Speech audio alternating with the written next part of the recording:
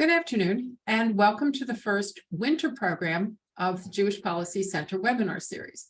I am Shoshana Bryan, Senior Director of the JPC and your host.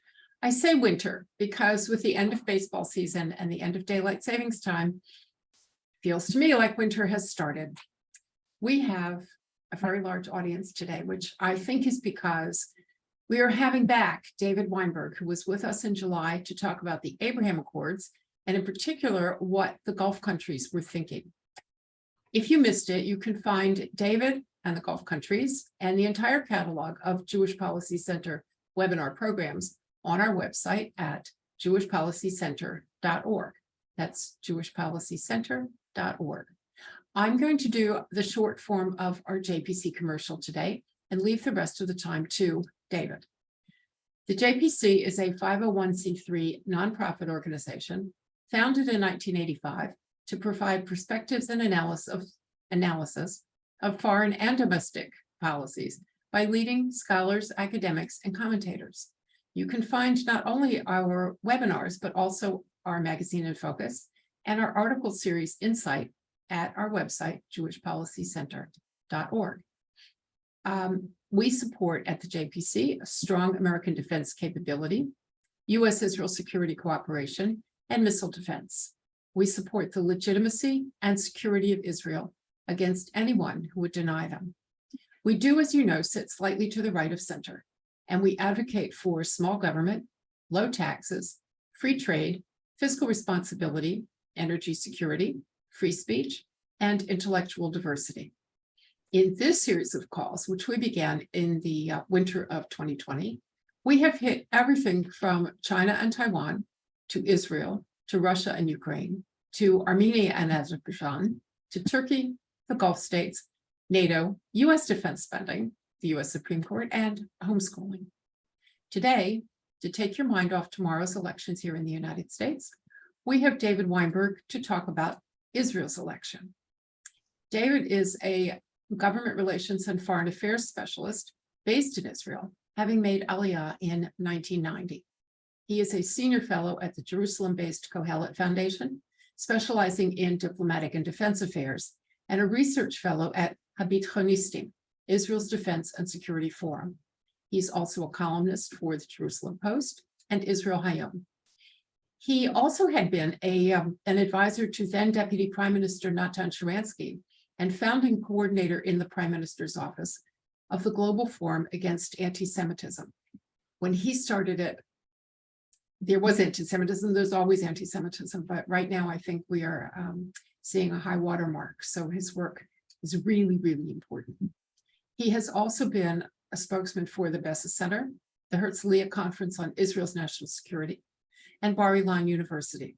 He was founding vice president and fellow at the Jerusalem Center for Strategy and Security. A prominent lecturer on public affairs, he has spoken in Israel, Canada, the US, and Europe at synagogues, federations, advocacy forums, and universities.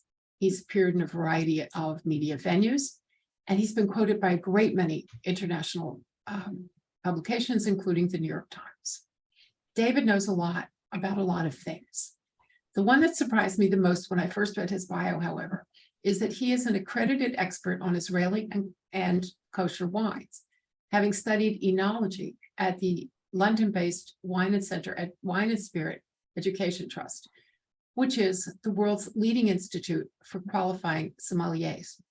In his spare time, he conducts wine and food tours in Israel and writes about kosher wine from around the world. And if someone doesn't ask him about that, David, I'm going to ask you about it. Now, however, David Weinberg, the floor is yours. Thank you, Shoshana. I'm honored to be back here with you on this webinar for the Jewish Policy Center.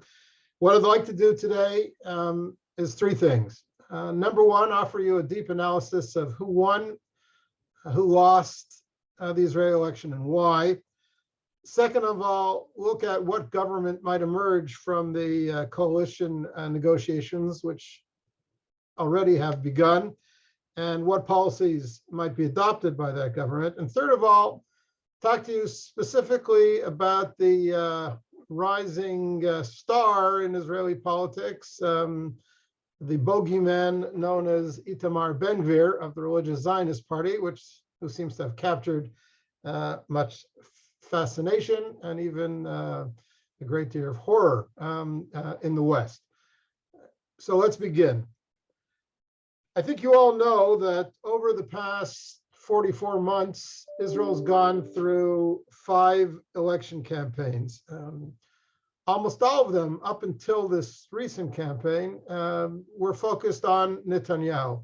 Yes, Bibi, or no Bibi. And 3 of those election campaigns led nowhere. They led to a stalemate. And the 4th election, about a year and a half ago, led to the so-called change government, a government headed by Naftali Bennett and Yair Lapid, which pushed Netanyahu out of office. In the most recent vote, as I'm sure you all know, the 4 parties that are likely to form a coalition around Netanyahu gained 64 of the 120 seats in Knesset, and another 6 other parties are likely to remain in opposition, including Yair Lapid's Yesh Atid party. Now, what explains this election result?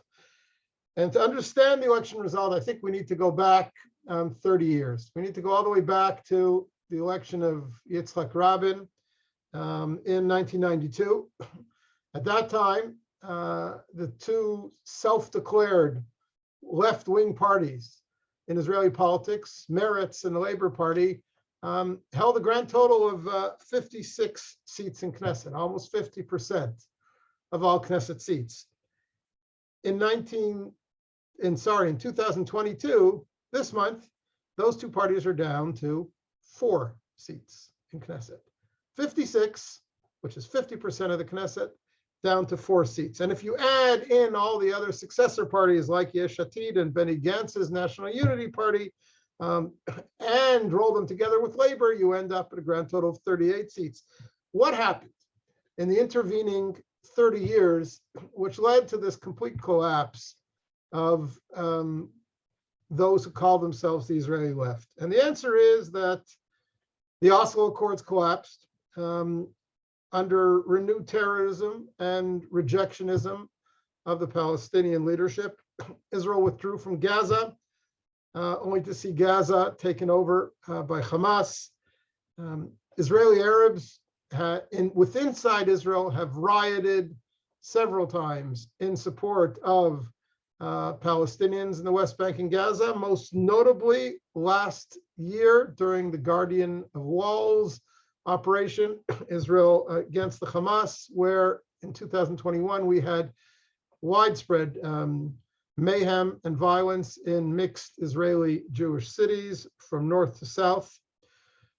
We've seen the emergence of what many people call Beduistan in the Negev, meaning a almost semi-independent Bedouin state in the Negev, total loss of Israeli sovereignty, certainly Israeli governability in the Negev, and repeated violent Palestinian revolts and riots in and around Jerusalem.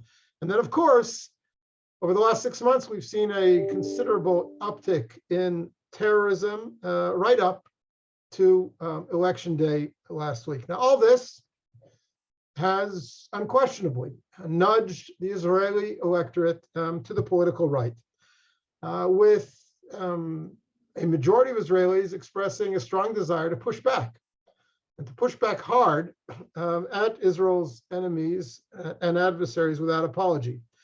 And the change government of Naftali Bennett and Yair Lapid, which served for about a year and a half, it projected consistency, honesty, diplomatic maturity, and stability to Israel's friends and adversaries abroad, but at home never managed to convince Israelis that they were tough enough to push back at Israel's adversaries sufficiently. One can almost say that the left lost this election more than the right wing won. Prime Minister Lapid was not able to use his bully pulpit in the prime minister's office to grow the center-left bloc that he headed. If you take the total votes of his party, Yesh Atid, and Benny Gantz's party, the National Union, together, they barely matched the election result of the blue and white party, which was headed by 4 generals in 2019. No growth in that camp whatsoever. And if you look at where Naftali Bennett's voters went, well, over 50% of them voted for the hard right religious Zionist party, maybe another 20% for Benny Gantz's party, another 15% for the Likud, and a smaller 10 to 12% for Ayelet Shaked's Bayit Yehudi. But it did not grow into a center-left bloc that could rival the right, center-right bloc. So given that situation, what kind of government are we likely to get? And what behavior might be expected of it? Political analysts will tell you that Prime Minister Netanyahu, or incoming Prime Minister Netanyahu's preference always has been to head a broad government, the government which has center-left partners in it as well, so that he's not wedged in one direction only, and he sort of sits in the center of his government. He brought Tzipi Livni into government once to balance out some right-wing parties. He brought Ehud Barak into his government for several years to balance out right-wing parties. He brought Benny Gantz into government to balance out more right-wing parties. And there's no question that he would probably prefer to do that this time as well, but it's unlikely, in my view, at least at first. He has some clear policy priorities in which these center-left parties would not cooperate, including rejiggering the justice system, both to give the right wing the ability to override the Israeli Supreme Court and to pass some set of laws that will get him, Netanyahu, out of his current criminal trials. At the same time, I don't believe that Prime Minister Netanyahu, if he successfully forms a government, is going to give the foreign affairs and defense posts to any of his hard right political partners. He might give Bezalel Smotrich and Itamar Ben-Gvir posts such as education, health, and economy, but I doubt he's going to give them defense, foreign affairs, or even internal security. And he'll be hard-pressed to meet the whole range of demands that they're making in the first 6 months. If it was up to these coalition partners, both his ultra-Orthodox coalition partners and his right-wing coalition partners, they would need to do everything from pass a new draft law to let the ultra-Orthodox young men out of draft service permanently, through changing the criminal system, changing the balance of power between the courts and the Knesset, dropping a whole series of economic laws, which former Foreign Minister Avigdor Lieberman passed that were aimed at the ultra-Orthodox world. It's a tall agenda to meet. And the truth is that I don't think Netanyahu really cares about any of these issues deeply. What he cares most about are two things. One is to get America to cut Iran down to size. That's always been a central issue for him. Second of all, to bring Saudi Arabia into the circle of peace, into the Abraham Accords orbit. And Netanyahu said in an interview just 10 days ago that that would be one of his highest priorities, and he believes it's possible. And third of all, of course, he needs to settle things relating to the trials that he currently faces. Will the opposition cooperate with Netanyahu on any of the fronts I just mentioned, from economics to foreign affairs? Well, if they take Netanyahu's tack, the answer is no. One of the ways in which the Netanyahu and the Likud brought down the Bennett-Lapid government was by refusing to cooperate with them in Knesset on any matter.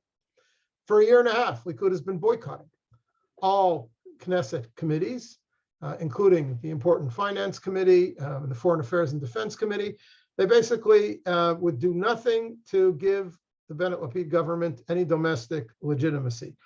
If Lapid and Gantz behave that way, we're going to have a stalemate in Knesset.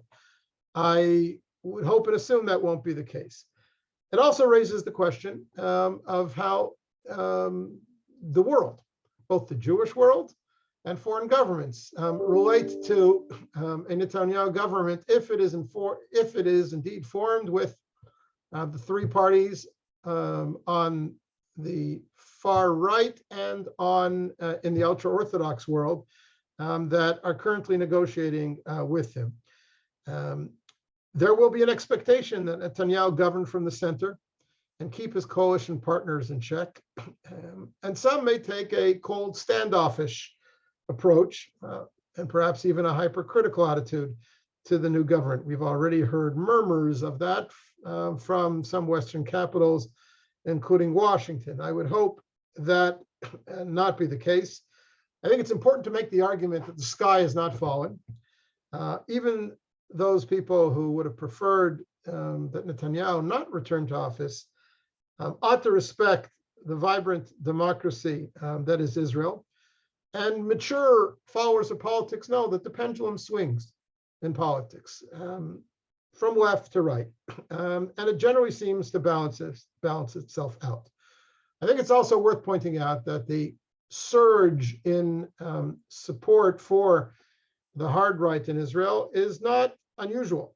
It's not unusual in Western democracies these days, whether it be France, Italy, Sweden, and of course the US.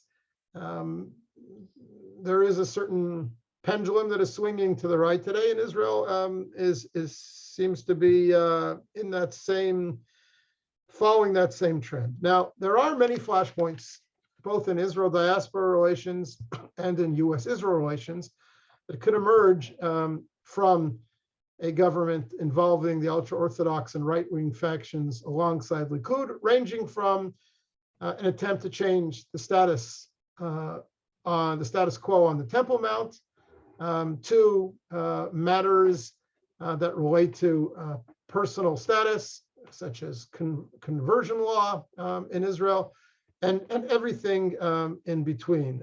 There's even matters of educational content where members of this new government may seek to reintroduce significantly more Jewish educational content in the Israeli secular school system, whereas the previous government cut out much of that. I don't know if you know this, but the previous government cut out the mandatory matriculation exam that every Israeli high schooler has had to take since the day the state of Israel was established in Bible studies. And I expect this government to bring it back. Some people will view that as religious coercion. Other people will say it's a return to David Ben-Gurion's day, who understood that the Bible is the source of Israeli and Jewish national identity, and every Israeli youngster ought to learn a minimum core curriculum in Bible studies. In any case, none of these reforms are definite, and they will be subject to Knesset review. And therefore, I think it's boorish to portray Israeli society as bisected by two warring narratives, that of a moral, liberal, democratic, universalist Israeli left versus an immoral, illiberal, hyper-nationalist, supremacist, that's the new phrase, supremacist Israeli right. That's a false dichotomy. It's a fictitious portrayal of Israeli society, and it must not be allowed to take root. Israel is a vibrant democracy. Its protection of moral and of human rights and civil rights freedoms remains strong, and Israel remains an anchor of regional stability. Which brings me to my third item that I wanted to discuss with you directly, which is the rise of Itamar Ben-Gvir and the religious Zionist faction in Israeli politics, which he heads alongside Bezalel Smotrich.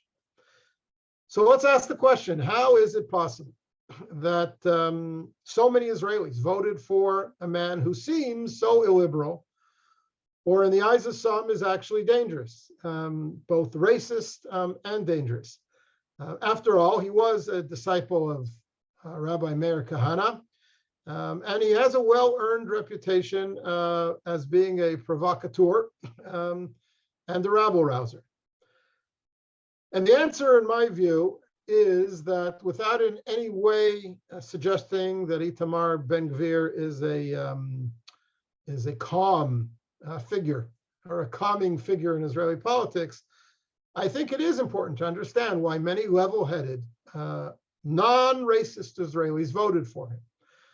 The main reason for the surge of the party that he heads is a desire for basic personal security. I mentioned that earlier, but I think it's worth mentioning again. The outgoing governments of Bennett, Gantz, and Lapid, who were allied with the Islamist Arab party called Ra'am, led by Mansour Abbas, did not provide sufficient security or enough strong enough national identity for many Israelis.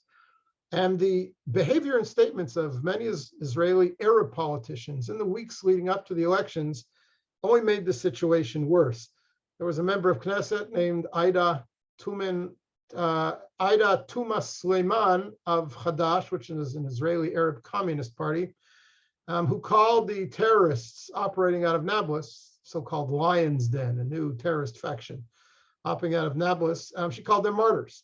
5 of these terrorists were killed by IDF forces in a raid about 2 weeks ago, and she literally wept for them and condemned the IDF for targeting them. And Israelis of the right have also been upset at the seeming hypocrisy of foreign leaders who have threatened Israel with the downgrading of ties if Ben-Gvir or Smotrich are given cabinet seats. Ben-Gvir, after all, and Smotrich are Israeli patriots who pray for the success of IDF soldiers 3 times a day, as opposed to some of these Arab members of Knesset who praise Arab terrorists every day. And I have not heard too many foreign leaders or diaspora Jews, for that matter, protest when Israeli governments were considering or actually brought some of these members of Knesset into their governments. So again, without seeking to whitewash Itamar Ben-Gvir's problematic public record, I think it's important to place his party's surge into context, to remind ourselves that he was not elected prime minister of Israel. Benjamin Netanyahu was. And while he could be an influential player in the next Israeli government, I suspect that he'll inevitably tack to the center or be dragged there by Netanyahu. And therefore, Israeli democracy is not coming to an end, nor is Israel's identity as a democratic, Jewish, and liberal state. Israel is becoming a more conservative country for all the demographic and political reasons that we know. A more religious, a more conservative, and a more nationalist country. But it's not a fascist or a retrograde country, as some alarmists are claiming. And I want to repeat what I said earlier, that we have to repulse attempts to smear Israel with a totalitarian brush. Israel's commitments to personal freedoms and human rights remain strong. Its contribution to regional stability is more salient than ever. And its democracy is vibrant, as proven by last week's elections and last year's elections and the year before's election and the years before's election. As I said, 5 elections in the past 44 months. And with this, I'll end. It's not at all impossible that we could have yet another election within a year or a year and a half.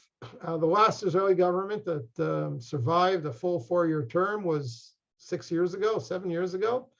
And it's not clear that the coalition government that we're talking about now will live together in perfect harmony, and that Netanyahu might not seek to switch out some of its coalition constituents for other partners farther down the road. So it'd be nice to believe that we have a stable government for the next 4 years here in Israel, but that's not at all certain, despite the relatively clear results in last week's Israeli election. I'll stop there and be glad to enter a dialogue with you, Shoshana, and our listeners online. Thank you, David.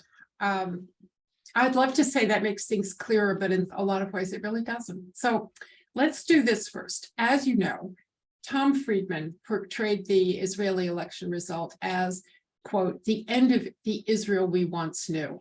I don't know what Israel Tom Friedman knew, but he says this is the end of the Israel that we once knew. Could you talk to us about the left and the right in Israel? People tend to say the right in Israel, people of the right in Israel, have as priorities their personal security, their concerns about violence, both inside pre-67 Israel and outside of it. Don't people on the left care about that as well? Or is left and right not just a function of security? So I fear that the Israel we all used to know and love in Tom Friedman's conception is an Israel that never quite truly existed.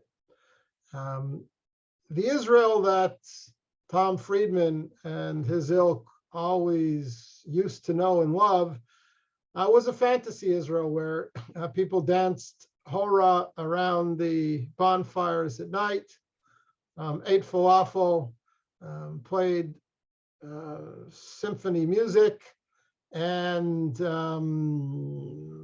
did development work in the third world, and was sort of kumbaya style, socialist nirvana.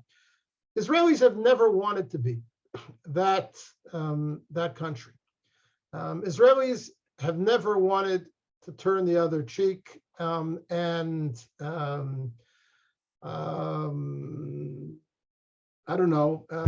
embrace everybody in the world openly. Israel's hand has always been open and outstretched for peace, but Israelis have always believed in defending themselves vigorously and looking at reality with a clear set of lenses, and not being afraid to see enemies where enemies exist and to strike at them and crush them as often as necessary.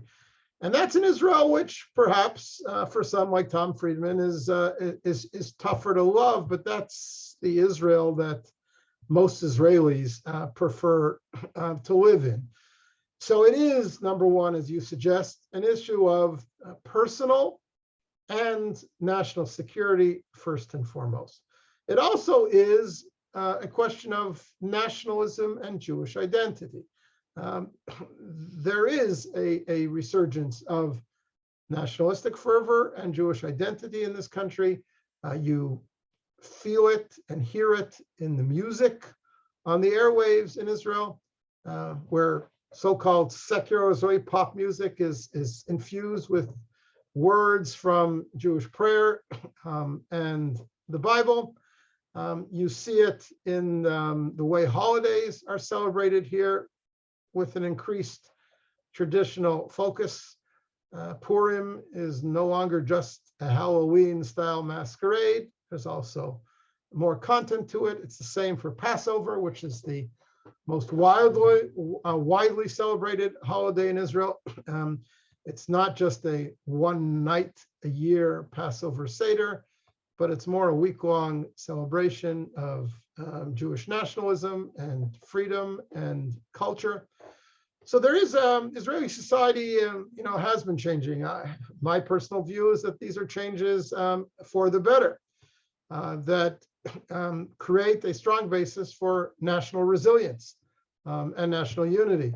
It's not Tom Friedman's Israel, perhaps, but it's a better Israel. It's a stronger Israel. It's a more moral Israel. It's a more resilient Israel. Thank you. So that said, Netanyahu is already Israel's longest serving prime minister. Doesn't that make him the sort of center of Israeli politics rather than the right of Israeli politics? People tend to characterize him as right-wing and his party as right-wing, but it seems to me that if you keep winning the most votes in the most elections, perhaps you're not right of center, but you are the center.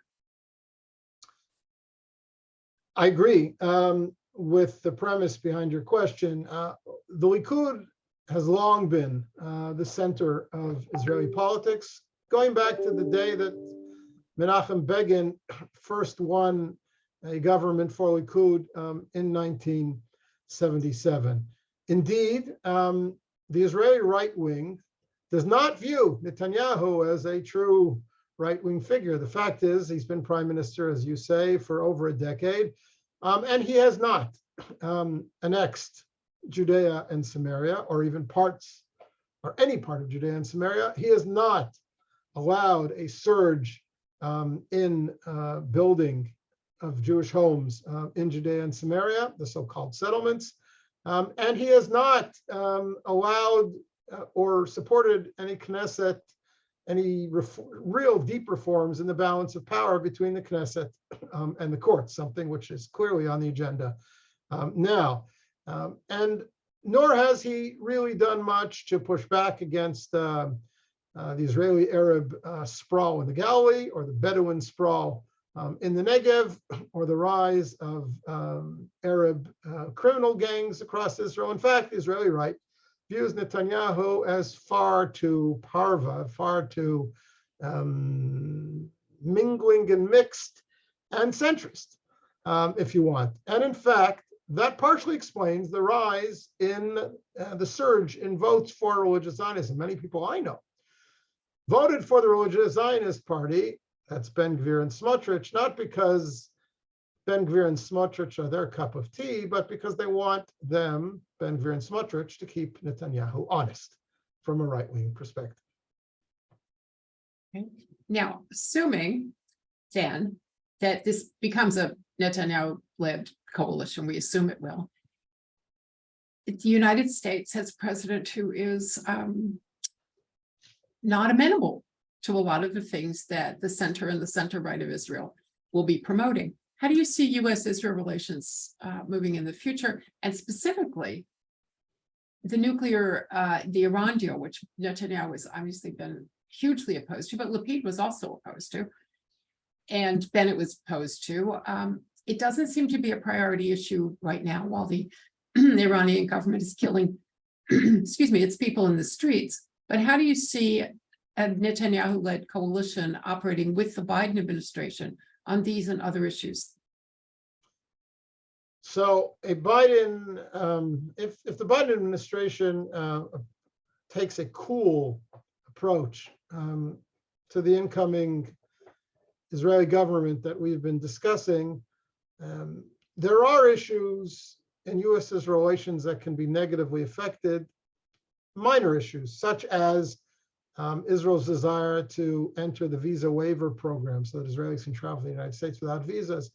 The Biden administration might slow down the talks over that, especially if Tamar Ben-Gvir becomes internal security minister, which has a key role to play in a new visa arrangement. But on the big issues that are of most concern to Israel, such as the need to confront Iranian regional hegemony and its nuclear program, and second of all, the importance of expanding the Abrahamic circle of peace, I don't see that this change in Israeli government will have any impact. The Biden administration seems to have made its mind up on those two issues long before Netanyahu, Ben-Gvir, and Smotrich might take office. They've been pursuing a deal with the Iranians, and it's only because the Iranians seem to have turned their noses up at it, and now the Iranians are funneling weapons to the Russians that Washington seems to have cooled on a new nuclear deal. But that was set in stone long before Netanyahu seems to ran in this most recent election. And the same is true of the Abraham Accords. As we've discussed in this forum weeks earlier, the Biden administration has never taken a warm and all-embracing approach to the Abraham Accords. In fact, for the first year, they refused to even use the words Abraham Accords because they were associated with the previous Trump administration. What the Biden administration should have done on day one, and it should still do that tomorrow, is appoint a high-ranking envoy for the promotion and expansion of the Abraham Accords, someone with the stature, the status, and the access of, say, a Jared Kushner, who is known to represent the president and has a clear mandate to put the weight of the United States of America behind expansion of the Abraham Accords. Instead, the administration has been fighting with the Saudis and doing other silly things in the region, dangerous things like removing its support for the battle against the Iranian-backed Houthi rebels in Yemen and tinkering with the F-35 jet fighter sale to the Emiratis. These issues are the key issues from Israel's perspective in U.S. Israel and U.S. Middle East policy. And whether Smotrich is Minister of Education and Ben-Gvir is Minister of Transportation, I don't think that's going to make much of a difference. So you mentioned that one of Netanyahu's goals is to bring the Saudis into the circle of peace, into the Abraham Accords if possible, but at least into some more congenial position. And I think it could go one of two ways. Either the Biden administration's push against Saudi Arabia will push the Saudis away from the Abraham Accords because we are still, the US, a player, or it could push them closer to Israel, either to spite the Biden administration or because the Saudis are nervous and they want friends. How do you see the Saudis moving in this case? The short answer is that I don't expect any major additional moves from Riyadh towards Israel or Washington until there's a change in leadership in Saudi Arabia, meaning that the king is from the old school, the crown prince, Mohammed bin Salman, is of a different generation that probably would have moved towards a fuller embrace of Israel already if he had full control. But Saudi Arabia is a big country, 25 million. It's not like the Emiratis, the Bahrainis, who are a few million. It's a country with 1,000 princes and a very strong echelon of clerics. And it's a much larger ship. It takes much longer to turn the ship in the stormy waters of the Middle East.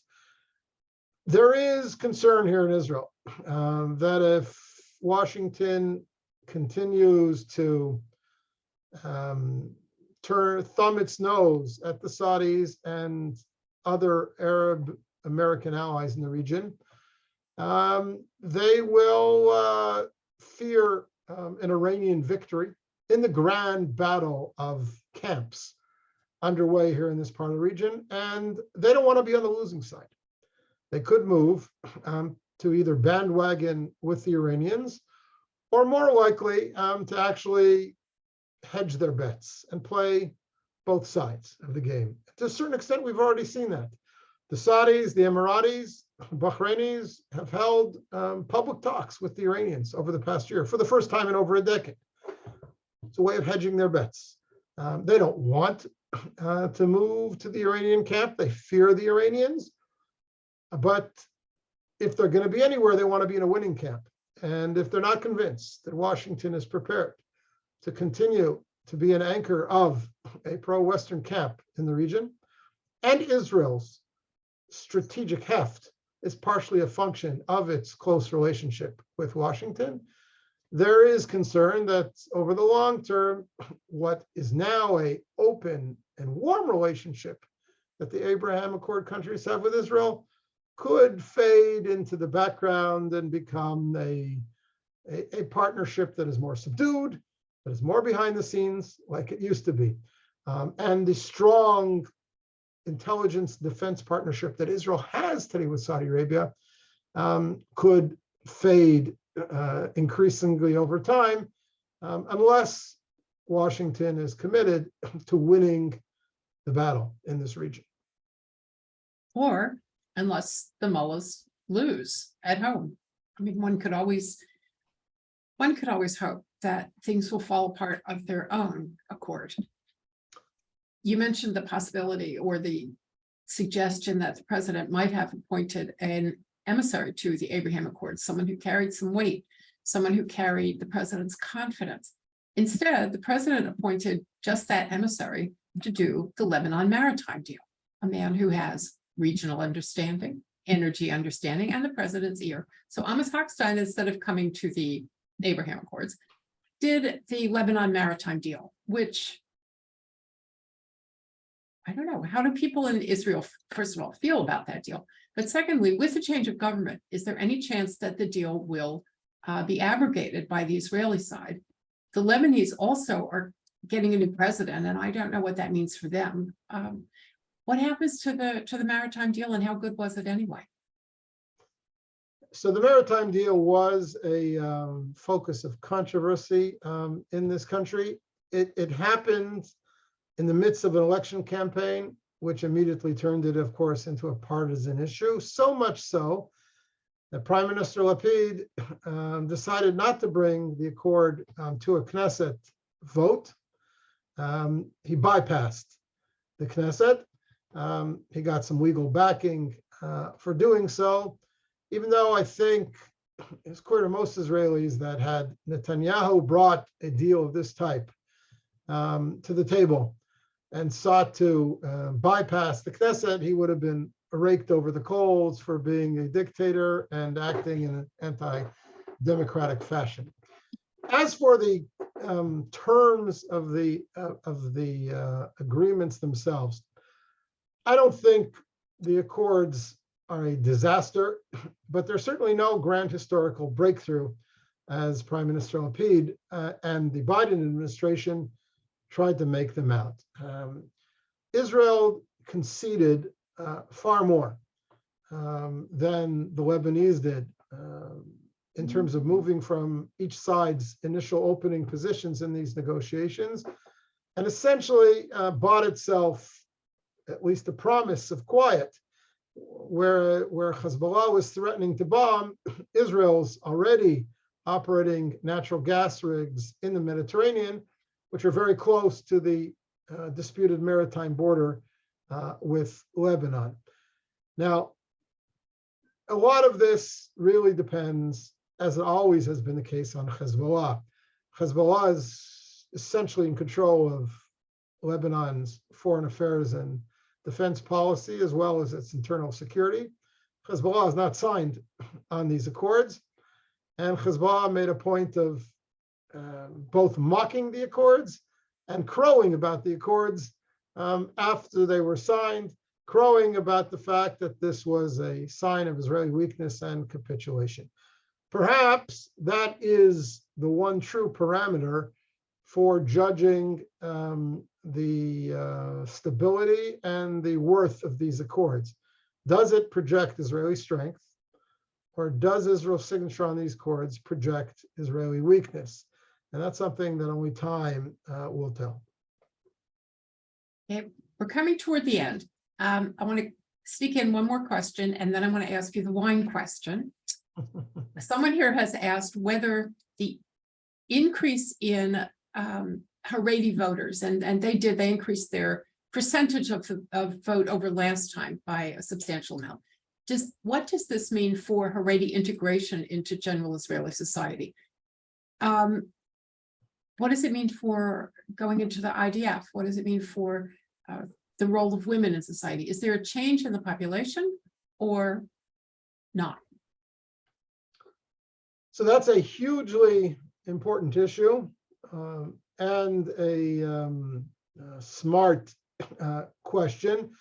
And before I give a meaty answer, I want to dispute the premise. The Haredi vote, Haredi parties in Knesset did not gain in any appreciable way this time. Shas gained a seat or two, and the United Torah Judaism, which is the Ashkenazi ultra-Orthodox coalition in Knesset, more or less kept its vote. In fact, the Haredi parties lost some support to the religious Zionist faction, the ultra-nationalist right-wing party that we've been talking about.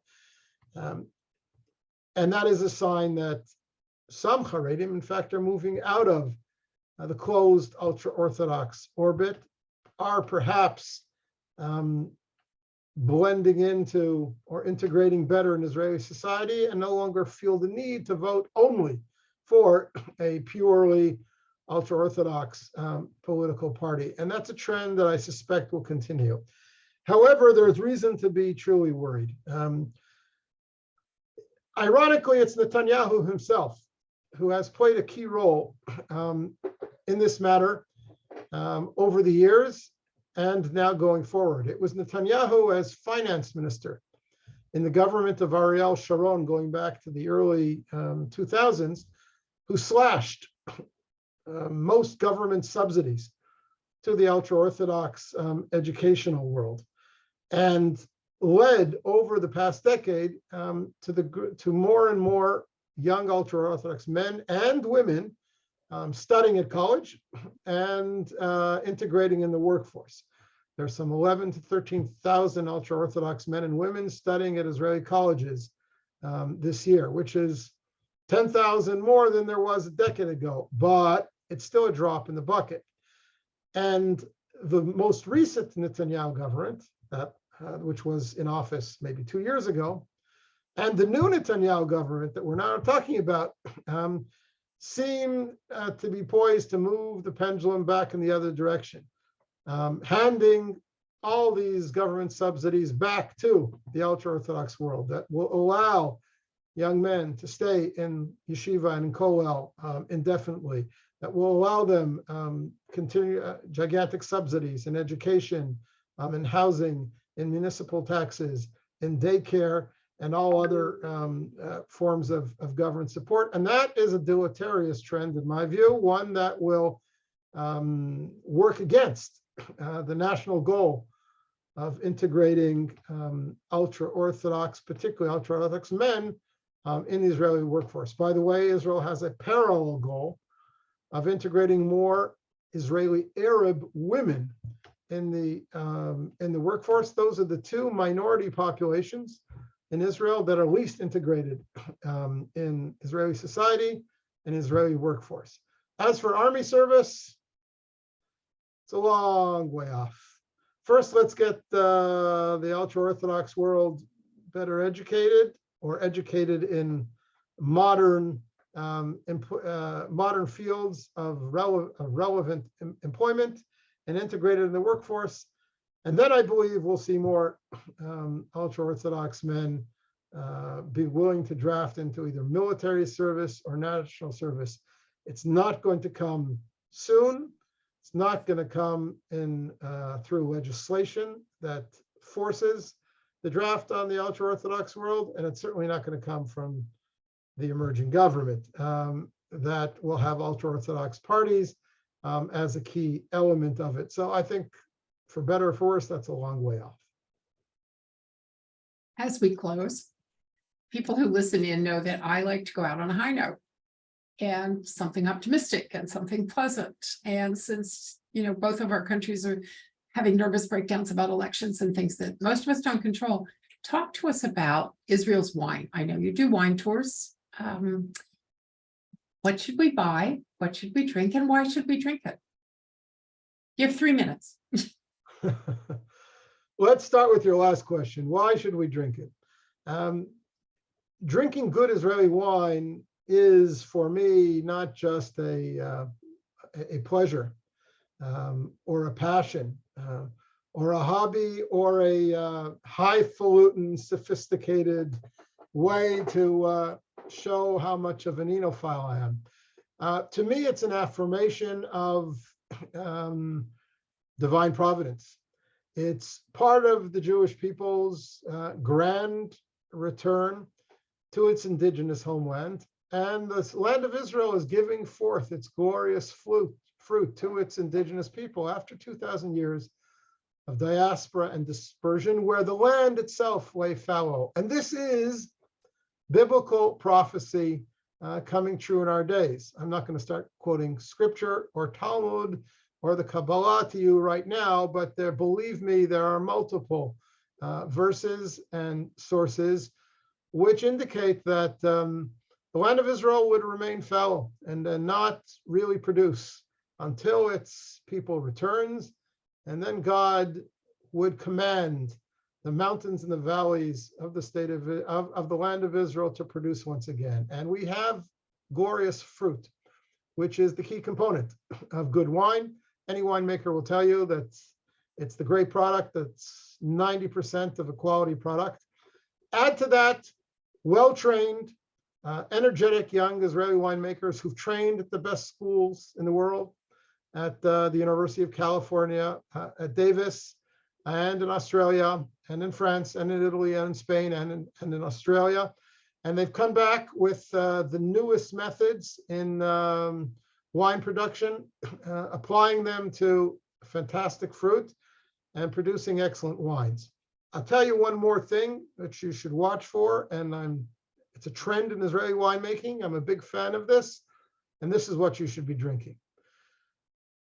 You can drink the Cabernets and the Merlots of Israel, as you can drink the Cabernets and the Merlots of France or California.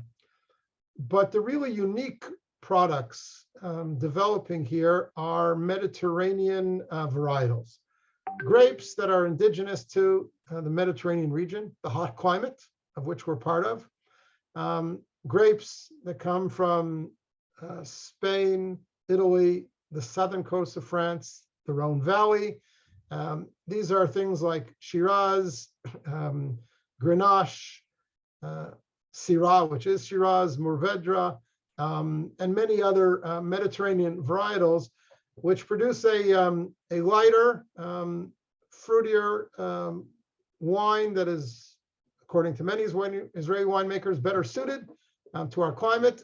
And it's there that I think that Israeli wines will increasingly make their mark on the international stage in the coming years.